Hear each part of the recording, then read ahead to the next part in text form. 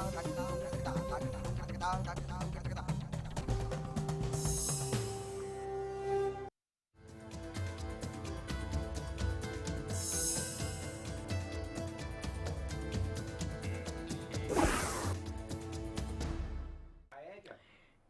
स्वागत है आपका स्पेशल रिपोर्ट में। आपके साथ मैं हूं रेणु कैलाश। यहाँ बीमार होना मना है। जी हाँ, एक तरफ हरियाणा में अस्पताल बदहाल हैं, कहीं डॉक्टर नहीं है, कहीं दवाइयां नहीं है, तो कहीं मशीनें नहीं है, जिसका खामियाजा हर हाल में मरीजों को ही उठाना पड़ता है। वहीं दूसरी तरफ अब हरियाणा के निजी एम्बुलेंस चालक भी 8 फरवरी से अनिश्चितकालीन हड़ताल पर जाने की तैयारी में है, जिसका खामियाजा भी मरीजों और उनके तीमारदारों को ही भुगतना होगा।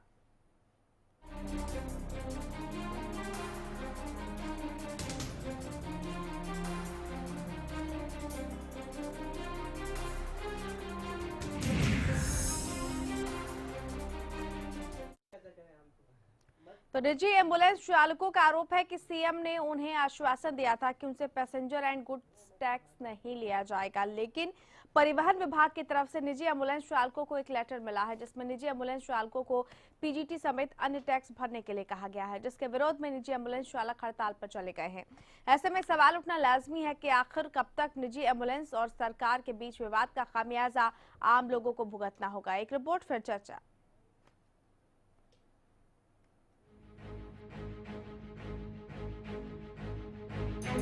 अगर आपके घर में कोई बीमार है या किसी भी वक्त आपको मेडिकल इमरजेंसी की जरूरत पड़ सकती है, तो आप निजी वाहन का इंतजाम जरूर रखें, क्योंकि प्रदेश में जल्द ही निजी एम्बुलेंस का अकाल पड़ने वाला है। एक तरफ सरकारी एम्बुलेंस के हालात से आम जनता भली भांति परिचित है, वहीं अब निजी एम्बुलेंस 8 फरवरी से नहीं मिल पाएंगे। निजी एम्बुलेंस चालक पैसेंजर एंड गुड्स टैक्स समेत दूसरे टैक्स का विरोध कर रहे हैं। दिल्ली हरियाणा के करीब 8000 निजी एम्बुलेंस चालक 8 फरवरी को अनिश्चितकालीन हड़ताल पर जाएंगे। प्रदेश सरकार ने निजी एम्बुलेंस चालकों को टैक्स माफ करने का आश्वासन दिया था, लेकिन 27 जनवरी को परिवहन विभाग ने टैक्स माफ न करने का लेटर भेज दिया, जिसके विरोध में करनाल की जाट धर्मशाला में हरियाणा एम्बुलेंस एसोसिएशन ने ये फैसला लिया है। साफ है कि सरकार और निजी एम्बुलेंस चालकों के विवाद में एक बार फिर मरीज और उनके तीमारदार पिसते नजर आएंगे, क्योंकि निजी एम्बुलेंस चालकों के बिना प्रदेश में एम्बुलेंस व्यवस्था बेदम नजर आती है। हरियाणा के हर जिले में छोटी बड़ी एम्बुलेंस की संख्या करीब 100 से 150, जिसमें सरकारी एम्बुलेंस की संख्या करीब 20 से 25 है। हिसार जिले में एम्बुलेंस की कुल संख्या 100 से 150 के बीच है। सरकारी एम्बुलेंस की संख्या मात्र 21। हिसार में रोजाना करीब 200 मरीजों को पड़ती है निजी एम्बुलेंस की जरूरत। फतेहाबाद जिले में सरकारी एम्बुलेंस की संख्या 15 है, जबकि निजी एम्बुलेंस की संख्या 72 है। ऐसे में सवाल उठने लाजमी है कि क्यों हड़ताल तक पहुंच जाती है नौबत। क्या प्रदेश सरकार अपने वादे से मुकर रही है? क्या प्रदेश में सरकारी एम्बुलेंस मरीजों के लिए पर्याप्त संख्या में उपलब्ध हैं? कब खत्म होगी निजी एम्बुलेंस और सरकार के बीच खींचतान? कब तक सरकार और निजी एम्बुलेंस चालकों के बीच तनातनी का नतीजा भुगतेंगे मरीज? इस बात में कोई दो राय नहीं कि प्रदेश में आज भी स्वास्थ्य व्यवस्था पूरी तरह चरमराई नजर आती है, लेकिन बावजूद इसके जो व्यवस्था थोड़ी बहुत बनी भी है, वो कर्मचारी और सरकार के बीच मतभेद के चलते और भी बदहाल हो जाती है। Bureau report, Haryana news.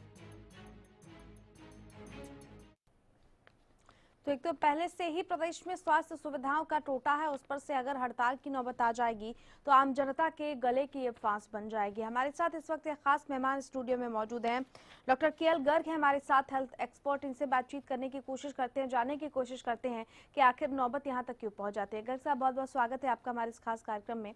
मैं ये समझना चाहती हूँ कि आखिर इस तरह की नौबत क्यों पहुंच जाती है कि मामला हड़ताल तक पहुंच जाता है और भुगतना आम जनता को पड़ता है। जी, अगर हम ध्यान से देखें तो आपके आंकड़ों से ये पता चलता है कि जो सरकारी एम्बुलेंस है जी, वो 20% है। हर डिस्ट्रिक्ट के अंदर सरकारी एम्बुलेंस 20% है, और मैं बड़ी ईमानदारी से कह सकता हूँ वो 20% भी पूरी वर्किंग में नहीं होंगी। उनके अंदर से हो सकता है 2, 4, 5 जो हैं वो वर्किंग में ना हो। अब जब 80% जो काम है वो प्राइवेट सेक्टर के थ्रू हो रहा है और हमारे जो मुख्यमंत्री साहब हैं उनकी मीटिंग भी हुई है और उन्होंने, खट्टर जी ने ये उनका आश्वासन दिया था कि ये आपकी जो मांगे हैं ये जेन्युइन है, इनको हम पूरा कर देंगे जी। और आज विभाग की तरफ से अगर उनको ये मिलता है, नोटिस मिलता है कि आपसे इतना टैक्स एक्स्ट्रा लिया जाएगा, तो ये गलत बात है जी। जब प्रशासन एक बार सबको बुलाता है, उनसे बातचीत करता है, उनसे वादा करता है, तो ये सरकार का एक कदम बनता है कि जो हमारे मुख्यमंत्री जी ने वादा किया है उसको पूरा किया जाए जी। ये तो हमारे जो मुख्यमंत्री जी है उनकी आन और इज्जत का सवाल है। इसमें जो एम्बुलेंस वाले हैं उनका कसूर हमें बहुत कम नजर आ रहा है। या तो हमारे मुख्यमंत्री जी उनसे वादा नहीं करते, फिर तो हम ये महसूस करते कि जो व्यवस्था चल रही है उसके अंदर उनका दोष नहीं है। जब मुख्यमंत्री जी एक तरफ बातचीत करते हैं और दूसरी तरफ जो विभाग है वो उनको लेटर भेज देता है, तो ये बिल्कुल गलत है। मैं माननीय जो भी हमारे अधिकारी हैं उनसे प्रार्थना करूंगा कि वो मिलवर्तन करके प्यार से इस व्यवस्था को सुधार करे, क्योंकि व्यवस्था जो पहले ही बहुत कमजोर है, एम्बुलेंस कम है, मरीज ज्यादा हैं, वो समय पे नहीं पहुंच पाएंगे, उनकी मृत्यु हो सकती है, उनकी तबीयत बहुत ज्यादा खराब हो सकती है। इन सभी हालात को देखते हुए हमारा फर्ज बनता है कि हमारी जो सरकार है वो कर्मचारी जो हैं उनको हड़ताल पे ना जाने दे, जो एम्बुलेंस के, जो प्राइवेट एम्बुलेंस के जो मालिक हैं उनको हड़ताल पे ना जाने दे, उनके बैठ के समझौता करें या एक बार इस हड़ताल को टलवाएं, फिर आराम से बैठ के बात की जाए। चलिए लौटेंगे आपके पास। हमारे साथ इस वक्त सुरेंद्र तंवर है, निजी एम्बुलेंस एसोसिएशन के सदस्य हैं। सुरेंद्र जी नमस्कार, आप तक आवाज पहुंच रही है? नमस्कार जी, मेरे पास जी। सुरेंद्र जी, क्या कहना है आप लोगों का, जिस तरीके से 8 फरवरी से आप लोगों ने अनिश्चितकालीन हड़ताल पर जाने की बात कह दी है, इससे आम जनता तो हलकान होगी ही, हालांकि आप लोगों के ऊपर भी संकट का ये दौर है, तो आप इस पूरी घटना की बाबत क्या कहना चाहेंगे? मैडम, हमने हड़ताल कोई खुशी में नहीं की, हम मजबूरी बस हड़ताल पे आए हैं। हमारा संघर्ष सितंबर से पहले का चल रहा है जी। सितंबर से पहले भी मुख्यमंत्री जी ने कहा था जी ये टैक्स गलत लगाए सरकार ने, हम इन टैक्स को खत्म कर देंगे जी। मैं आपको बता दूं ये टैक्स 2011 में कांग्रेस सरकार ने लगाए थे, 2 तरह के टैक्स। एक तो पीजीटी गुड टैक्स था जो बिल्कुल नया था जी। और एक रजिस्ट्रेशन टैक्स जो 1% से बढ़ाकर 6% कर दिया था जी। बीच में हम कई बार उनसे मिले, उन्होंने हमारी बात नहीं सुनी। अधिकारी सरकार की बात बिल्कुल नहीं सुनते। मैं तो आपसे ये कहूंगा कि अधिकारी सरकार पर हैवी है। अभी भी जो हमारे साथ हुआ है, बाकायदा सीएम साहब के सलाहकार ने कॉन्फ्रेंस की थी, उसमें हमारे सारे टैक्स माफ कर दिए थे। लेकिन ट्रांसपोर्ट कमिश्नर को कमिश्नर जी अपने आप को सीएम साहब से भी बड़ा मानते हैं। उन्होंने हमारे साथ जो रवैया अपनाया बड़ा ही गलत अपनाया। हमने कहा था जब सीएम साहब ने घोषणा कर दी तो आप इसमें माफी क्यों नहीं करते? उन्होंने कहा आप पैसे लेते हो, आप पैसे लेते हो तो टैक्स भरो। हमने कहा आज आप कोई आज नया कानून बना लो, उसे हम फॉलो कर लेंगे। 2011 में आपने कोई कानून बना के बस्ती में डाल लिया, 2011 में आप हमसे पैसे मांगते तो हम आपको पे भी करते या कोर्ट में जाते, कुछ भी करते।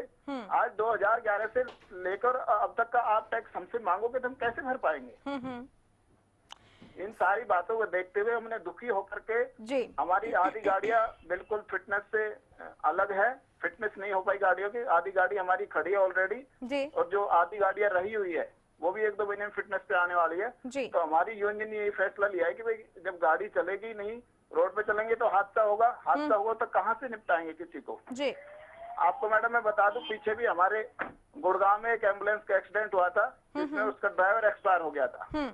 आप विश्वास करोगे हमने चंदा उगा करके पूरे हरियाणा के साथियों ने, दिल्ली वाले साथियों ने भी हमें चंदा दिया था, तब हमने उनको निपटाया था जी। बिल्कुल काफी विकट स्थिति है। सुरेंद्र तंवर जी हमारे साथ आप जुड़े रहिए, हम आपसे बातचीत जारी रखेंगे। हमारे साथ बीजेपी की तरफ से रमन मलिक है फोन लाइन पर। रमन जी नमस्कार, अब तक आवाज पहुंच रही है? रमन मलिक जी आप सुन पा रहे हैं हमें? चलिए लगता है हमारा संपर्क जो है वो टूट गया, लेकिन सुरेंद्र तंवर लगातार हमारे साथ बने हुए हैं। सुरेंद्र जी, आप लोगों ने हड़ताल पर जाने का ऐलान कर दिया है या अनिश्चितकालीन हड़ताल होगी, इस जी मैडम। पूरे ऐलान के बाद भी क्या सरकार की तरफ से कोई सकारात्मक रुख दिखाने की कोशिश की गई है? किसी तरीके से बातचीत की कोई पेशकश सरकार की तरफ से या प्रशासनिक अधिकारियों की तरफ से आई है क्या? बिल्कुल कोई पेशकश नहीं है। हमारा एक जो दल है, हमारा जो डेलीगेशन है, जो पीछे से सरकार से मिलता आया, हमने उस कमेटी को अभी भी हमने कहा रखा है, सरकार से आप मिल लो, सरकार किसी तरह से इस स्ट्राइक को रुकवा दे। हम भी नहीं चाहते कि हमारी वजह से कोई भी मरीज परेशान हो, किसी को भी कोई समस्या हो। हमने लगातार उनसे बात करने के लिए भी कह रहे हैं, लेकिन सरकार जिन्होंने हमें भरोसा दिलाया था आपका टैक्स माफ कर देंगे, वो फोन तक नहीं उठा रहे हमारा जी। और हम मजबूरी बस प्रदेश में घूम घूम करके हम अपनी मीटिंगें कर रहे हैं। हमारी करनाल में मीटिंग हुई है, हमारी कल हिसार में मीटिंग हुई है, आज हम भी खुद रोहतक आए हुए हैं। सारे साथियों का एक ही कहना है, जी आपने पीछे स्ट्राइक गलत तोड़ी थी। हमने कहा था जी मानवता का, हमारा काम मानवता से जुड़ा हुआ है। हम नहीं चाहते कि कोई भी हमारी वजह से कोई मरीज दुखी हो, परेशान हो, और यही होना भी चाहिए, यही फर्ज भी बनता है। लौटेंगे आपके पास। रमन मलिक एक बार फिर से हमारे साथ फोन लाइन पे जुड़ गए हैं। मलिक साहब नमस्कार, अब तक आवाज पहुंच रही है? मलिक साहब आप सुन पा रहे हैं हमें? चलिए, लगता है कि संपर्क हमारा टूट गया है, लेकिन हम दोबारा संपर्क करने की कोशिश करेंगे। सुरेंद्र तंवर जी आप फोन लाइन पर बने रहिए, हम आपसे आगे भी बातचीत जारी रखेंगे। यहाँ पर वक्त एक छोटे से ब्रेक का हो गया है। गर्ग साहब आपके पास भी वापस लौटेंगे एक छोटे से ब्रेक के बाद, और ब्रेक के उस पार भी ये हम चर्चा करेंगे कि एम्बुलेंस का ये महाअकाल अगर होगा तो इससे निपटा कैसे जाएगा, और कब तक आम जनता इस तरीके से पिसती रहेगी, फंसती रहेगी हड़तालों में, और क्यों सरकार अपने वायदे से मुकर रही है। बहुत जल्द लौट रहे हैं एक छोटे से ब्रेक के बाद।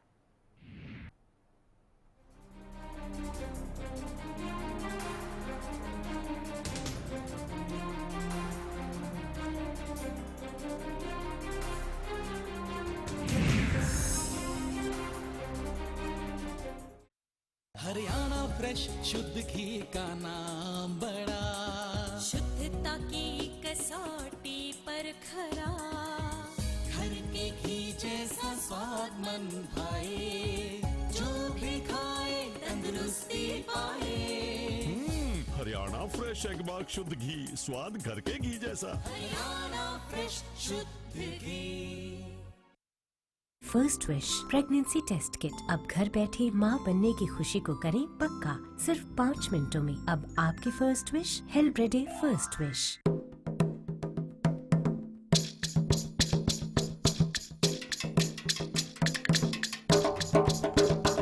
मैं आपका धर्मेंद्र आप सबको इनवाइट करता हूँ। आइए देखिए सूरजकुंड मेले के रंग मेरे सर। सरकारी नौकरी मिलती नहीं या आप लेते नहीं, बेरोजगार रहने के 2 कारण हैं। या तो आप कोशिश नहीं कर रहे या आपकी दिशा गलत है। सरकारी नौकरी कैसे पाई जा सकती है, देखिए हमारा खास कार्यक्रम कैसे पाएं सरकारी नौकरी, हर रोज दोपहर 2:30 बजे।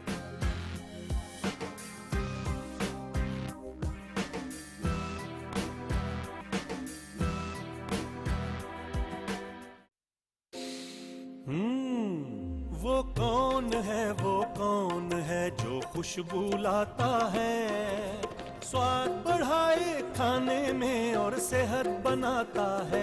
तो बोलो बोलो पापा, मम्मी। खाने को टेस्टी बनाता है लक्ष्य शुद्ध देशी घी, खुशबू और स्वाद में हिट, सेहत को रखे फिट। लक्ष्य शुद्ध देशी घी, स्वाद और सेहत की बात शुद्धता के साथ। एक इम्पोर्टेंट मैसेज, अगर आपको टीवी सीरियल्स देखने का शौक है तो जल्द से जल्द अपने घर में सेट टॉप बॉक्स लगवाइए। क्यों? क्योंकि सेट टॉप बॉक्स लगाने की आखिरी तारीख निकल चुकी है। तो आप टीवी सीरियल्स कभी भी बंद हो सकते हैं।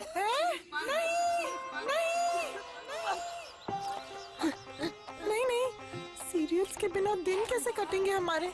आप ही बताइए ना, कौन सा सेट टॉप बॉक्स लगवाए? सिंपल, सेट टॉप बॉक्स मतलब डिश टीवी, क्योंकि डिश टीवी है 10 करोड़ लोगों की पसंद।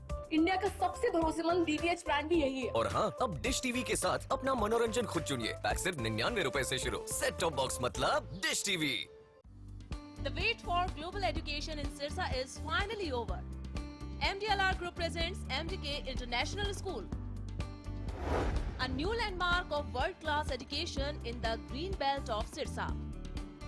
the first residential cum day boarding school in Sirsa, affiliated to Cambridge University, London, brings forth a global nurturing environment under the guidance of Mr. Lawrence Frey, Director, MDK International School. MDK International School also offers fully air-conditioned campus, state-of-the-art infrastructure,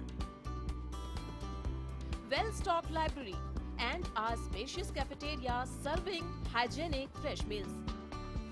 The world-class sports and well-being facilities ensures the all-round development of your child at MDK International School. Visit our campus near Tarkeshwaram Dham at Rania Road, Sirsa. For details, call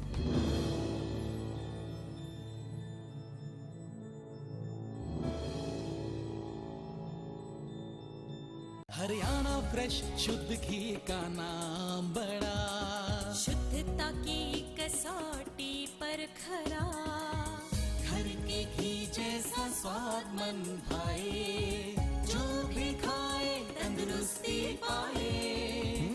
Haryana fresh एगबाग शुद्ध घी, स्वाद घर के घी जैसा। Haryana fresh शुद्ध घी।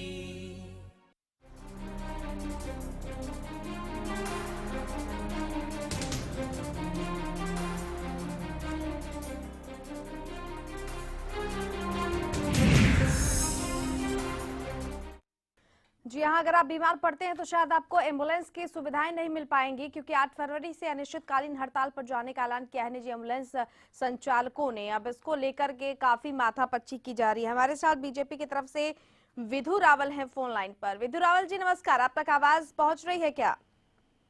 हाँ जी, आपकी आवाज आ रही है मुझे। विधु रावल जी, 8 फरवरी से अनिश्चितकालीन हड़ताल पर जाने का ऐलान कर दिया गया है निजी एम्बुलेंस संचालकों की तरफ से। उनका ये कहना है कि जो टैक्स बढ़ाया गया उन पर वो नहीं होना चाहिए, क्योंकि पहले से ही तमाम राज्यों ने टैक्स फ्री कर रखा है एम्बुलेंस सेवा को, लेकिन प्रदेश की सरकार पहले तो वादा खिलाफी कर रही है। पहले ये कहा गया था कि इसे कर से मुक्त कर दिया जाएगा, अब सीधे बढ़ा दिया गया है टैक्स को। तो इसको लेकर के जो संशय बरकरार है वो आम जनता उसमें पिस रही है, क्या कहेंगे आप? देखिए, इसमें टैक्स को बढ़ाया नहीं गया है, ये वादा तो क्या, इस तरह की बातचीत उन्होंने मांग रखी थी कि हमारा टैक्स हटा दिया जाए, सरकार उस पर विचार कर रही है जी। लेकिन इन लोगों का ये कहना है कि सरकार का जो रवैया है वो रवैया ठीक नहीं है। गुड्स एंड टैक्स जो सर्विस का जो टैक्स है वो सीधे बढ़ाया जा रहा है, और इस वजह से इनके सामने काफी दिक्कतें पेश आएंगी, जिस वजह से अनिश्चितकालीन हड़ताल पर जाएंगे। देखिए, वो एक सब्जेक्टिव व्यू है, उनका अपना एक व्यू है कि सरकार का रवैया ठीक है या नहीं, लेकिन उन्होंने मांग रखी थी, उस मांग पर विचार किया जा रहा है और गंभीरता से विचार किया जा रहा है। लेकिन रेट्रोस्पेक्टिव हिसाब से तो टैक्स को माफ नहीं किया जा सकता ना। हमारे साथ इस एसोसिएशन के सदस्य सुरेंद्र तंवर जुड़े हैं, उनसे आप सीधी बातचीत कर सकते हैं। सुरेंद्र तंवर जी, आपको कुछ कहना है? प्रोफेसर विधु रावल जुड़े हमारे साथ सत्ता पक्ष की तरफ से। मैडम, मैं रावल साहब से ही पूछना चाहता हूँ, हमने टैक्स माफ करने के लिए बात नहीं की जी। हमने सरकार से ये मांग रखी है, जो शुरू से 1% टैक्स लगा आ रहा था रजिस्ट्रेशन टैक्स पे, उस टैक्स को आप लो, जो शुरू से बना आ रखा था उसको लो। लेकिन जो 2011 में कोई कानून बना दिया था जिसके बारे में ना तो किसी एम्बुलेंस संचालक को पता था, ना कोई उसका नोटिफिकेशन हुआ था। हमने उस बात के लिए सरकार से मिले थे, और वो एक जो टैक्स बिल्कुल नया था, पीजीटी गुड टैक्स, वो एक नया टैक्स लगा था जो पूरे हिंदुस्तान में कहीं भी नहीं है। 1% का जो था वो हम दे रहे थे, सभी देते आ रहे थे। लेकिन कोई नया टैक्स आ जाए और 2011 से और अब तक का हमें इकट्ठा भरना पड़े तो हम कैसे भरेंगे? पहली बात तो हम भरेंगे क्यों? हमने तो एम्बुलेंस का चार्ज उस हिसाब से लिया, हमें पता है 1% टैक्स देना है, तो हमने उसी हिसाब से टैक्स चार्ज किया, पैसे चार्ज किए जी सर। और जब सीएम साहब कहते हैं भाई हाँ ये बिल्कुल गलत है, और उन्होंने 2 बार कॉन्फ्रेंस कर दी, लेकिन ट्रांसपोर्ट मिनिस्टर, ट्रांसपोर्ट कमिश्नर, इन दोनों को ये बात क्यों नहीं खलती? वो कह रहे जी ये गलत है, हमने इसकी कोई कॉन्फ्रेंस नहीं की, जिसने कॉन्फ्रेंस की उनसे बात करो। इस तरह का रवैया मैडम इनका। जी रावल साहब, क्या कहेंगे आप? काफी लंबे चौड़े आरोप हैं एसोसिएशन की तरफ से। नहीं, आरोप की सरकार के, मैं सरकार की तरफ से नहीं बात कर सकता, मैं संगठन की तरफ से बात कर सकता हूँ। और जब से हमारे संगठन की सरकार बनी है, उस सरकार के ऊपर तो कोई आरोप है ही नहीं है जी। ये कि 2011 में कानून बना दिया गया था, उसकी नोटिफिकेशन तो हुई थी बकायदा, उसी को लेकर इन्होंने मांग की थी कि उस कानून को निरस्त किया जाए और रेट्रोस्पेक्टिव हिसाब से हमारा जो नया कानून बने वो रेट्रोस्पेक्टिव हिसाब से बने, यानी पीछे से लागू किया जाए। देखिए इस देश के अंदर कानून रेट्रोस्पेक्टिव हिसाब से तो बनाए ही नहीं जा सकते, पहली बात। दूसरी बात कि अनअवेयरनेस ऑफ लॉ ये कोई एक्सक्यूज नहीं हो सकता। नहीं, लेकिन कि आप किसी कानून को इसलिए नहीं तोड़ सकते क्योंकि आप कानून को नहीं जानते। तो फिर रावल साहब ऐसे वायदे भी तो नहीं किए जाने चाहिए ना, जो कि जिससे कि किसी का भरोसा बढ़े और बाद में उस विश्वास को तोड़ दिया जाए। सब्जेक्टिव व्यू आप ले रहे हैं, मेरा आपसे ये निवेदन है। नहीं, वो चाहे ऑब्जेक्टिव हो सब्जेक्टिव हो, खेल दूसरा है, लेकिन पिसना आम जनता को है। यहाँ पर सरकार को भी अपना पक्ष रखने की जरूरत है। रावल साहब, सरकार आम जनता द्वारा बनाई गई है, आम जनता के हित में कर रही है। अगर टैक्स भी लिया जा रहा है तो आम जनता के हित में उस पैसे का उपयोग होना है। लेकिन उसके बावजूद भी बातचीत कर रहे हैं, बातचीत के जरिए रास्ता निकाल रहे हैं। किसी प्रकार से इनको रिलीफ देने की कहीं गुंजाइश होगी तो सरकार इसमें प्रयासरत है। चलिए, बहुत बहुत शुक्रिया विदु रावल साहब आपका, सुरेंद्र तंवर आप दोनों का, खास मेहमानों का बहुत बहुत शुक्रिया। हमारे साथ स्टूडियो में भी कुछ खास मेहमान मौजूद है। केएल गर्ग हमारे साथ जुड़े हुए हैं और सेलिना हमारे साथ इस वक्त जुड़ चुकी हैं, जो कि वाइस प्रेसिडेंट हैं इस एसोसिएशन की। मैम, आपके पास आना चाहूंगी। सरकार की तरफ से कहा जा रहा है कि पूरी तरीके से किसी टैक्स को खत्म नहीं किया जा सकता है और यही वजह है कि सरकार जो बीच का रास्ता है वो निकालने की कोशिश करेगी। आपको लगता है कि बीच का कोई रास्ता निकल सकता है? मैम, हम ऑलरेडी 3 बार उनसे मिल चुके हैं। पहले हमें आश्वासन दिया गया था कि जो आपका टैक्स 1% है, 6% लगाया गया था, वो 1% पे आ गया है, लेकिन हम उसी को लागू कर रहे थे और अभी तक हमने कोई पैसेंजर टैक्स भी नहीं दिया है। उसके बाद अभी हमारे पास एक रिसेंट 2 दिन पहले एक लेटर आया कि जो आप पे टैक्स लगाए गए हैं वो टैक्स ठीक है, आपने पे करना है, जबकि हमें सरकार ने भरोसा दिया था कि आपके जो टैक्स है वो माफ कर दिए जाएंगे। टैक्स किस चीज का? एम्बुलेंस हम फ्री में चलाते हैं, हम बॉडी धोते हैं, हम HIV पेशेंट होते हैं, हम डेंगू पेशेंट लेके जाते हैं। अब आप ये देखिए, एम्बुलेंस पे अगर इतना टैक्स लेते हैं तो वो किस पे जाएगा? सारी आम जनता पे जाएगा। उसका जो पेमेंट होगी वो आम जनता पेमेंट करेगी। और उसके बाद हमारे पे जो सरकार ने 2011 में टैक्स लगे थे वो अब इस सरकार ने उससे हमसे 6% टैक्स मांग रहे हैं। 6% टैक्स एम्बुलेंस पे किस तरह हो सकता है, आप इसको बताइए। जब हमें टैक्स सरकार ने बोला था कि हम टैक्स माफ करेंगे, हमें 3 बार बुलाया भी गया, हमारी प्रेस कॉन्फ्रेंस हुई और उसके बाद उन्होंने प्रेस कॉन्फ्रेंस में खुद भी अनाउंसमेंट करी कि आपके टैक्स माफ हो गए। अब जब हम टैक्स भरने के लिए जाते हैं, हमारी गाड़ियां फिटनेस नहीं है, पासिंग नहीं हो रही है, और जब हम जाते हैं तो वो बोलते हैं आप 6% टैक्स करिए। हम 6% इकट्ठा कैसे दे सकते हैं? गर्ग साहब, बीच का रास्ता निकालने की बात कही जा रही है, कोई बीच का रास्ता निकलता दिखाई भी दे रहा है आपको? नहीं, बीच का रास्ता तो तब निकलता है जब दोनों पक्ष ईमानदारी से आगे चले। जी। एक पक्ष कह रहा है हम तो टैक्स भरेंगे ही नहीं, एक पक्ष ये सोच रहा है कि हम टैक्स नहीं भरेंगे और हमने सरकार से बात की, उन्होंने कहा कि माफ कर देंगे। अब ये जितनी बातें हैं ये तो वर्बल हैं, कोई लिखित तो है नहीं कि सरकार ने कहा था। ये बेचारे उनसे मिले और उन्होंने उनको कह दिया कि ठीक है कि हम माफ कर देंगे। जी। मेरा तो यही कहना है कि जो पीछे का टैक्स है उसके लिए कुछ बार्गेनिंग कर ली जाए, कितना टैक्स बनता है, कितना आप मिनिमम पे कर सकते हैं, और आगे के लिए कोई कानून बना के और जो जनता है वो इसमें ना पीसे। और दूसरा ये है कि जो टैक्स बढ़ेगा वो तो सब चीजों का बढ़ रहा है, आप आगे से पैसेंजर से ज्यादा ले लीजिए, तो और कोई रास्ता है नहीं। सरकार की भी अपनी मजबूरियां हैं, खर्चे बहुत हैं, इनकी भी अपनी मजबूरी है। जो बकाया टैक्स है उस पर कोई समझौता किया जाए और नए सिरे से आगे जो है इनको पता होना चाहिए कितना टैक्स लेना है। जी मैम, मेरा आखिरी सवाल आपसे ये होगा, समय की कमी है हमारे पास, अगर सरकार की तरफ से कोई बातचीत की पहल की जाती है तो आप लोगों का आगे चलकर रुख क्या हो सकता है? क्या इस हड़ताल को टाला भी जा सकता है? मैम, हम बात करने के लिए तैयार हैं, लेकिन हमारे से आश्वासन दिया जाता है, हमें कोई लिखित में अभी तक कोई प्रूफ नहीं दिया गया है। हम भी नहीं चाहते हैं कि आम जनता परेशान हो या किसी वजह से, क्योंकि एम्बुलेंस एक सेवा का काम है। हमारी पूरी एसोसिएशन, पूरे हम जो लोग काम करते हैं, हम नहीं चाहते कि हमारी वजह से आम जनता परेशान हो। लेकिन अब जो भी मिले हमें लिखित में मिले। अभी तक हमसे हमेशा वर्बली बात हुई है, लिखित में हमारे पास कोई भी प्रूफ नहीं है। प्लस हम ये जरूर चाहेंगे जो पिछला 2011 से लगा हुआ टैक्स है वो हम इकट्ठा पे नहीं कर सकते, क्योंकि गाड़ियों की कॉस्ट देखिए 2011 से आज 2016 है। जिसके पास गाड़ियां हैं वो इतना कैसे पे करेगा, और इकट्ठा हमसे सरकार पैसे मांग रही है वो हम नहीं दे सकते। चलिए, बहुत बहुत शुक्रिया आपका इस खास चर्चा में शामिल होने के लिए। समय की कमी है। गर्ग साहब, आपका भी बेहद शुक्रिया। तो हड़ताल तक नौबत पहुंच तो जाती है, लेकिन उस हड़ताल का खामियाजा आम जनता को भुगतना होता है। यहाँ बीच का रास्ता निकालने की कोशिश जरूर की जानी चाहिए।